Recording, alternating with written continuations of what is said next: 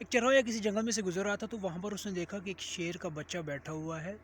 تو اس نے اس کو اپنے ساتھ لے لیا اور اس کو اپنی بھیڑ بکریوں کے ساتھ ایک جہاں پر وہ رہتا وغیرہ تھا، رات کو سٹے کرتا تھا، وہاں پر لے گیا. تو اسی طرح وقت وہ گزرتا رہا اور وہ شیر کا بچہ ان بھیڑ بکریوں کے ساتھ پل کے بڑا ہو گیا.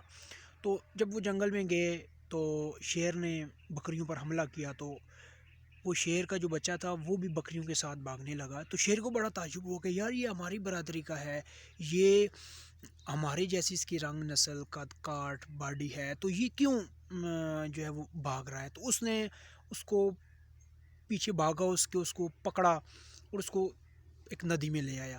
تو ندی میں اس کو آ کر اس نے کہا کہ تیری تاریخ تو یہ تھی کہ تو شکار کرتا تھا، شکار کرنے والوں میں سے نہیں تھا.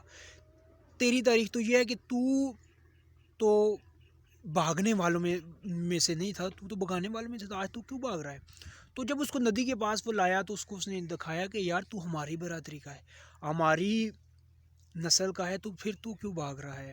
تو اس سے نتیجہ یہ اخذ ہوتا ہے کہ آپ کے ارد گرد جو آپ کی کمپنی ہے، جس طرح کی صحبت ہے آپ کی، وہ اسی طرح آپ ہوں گے.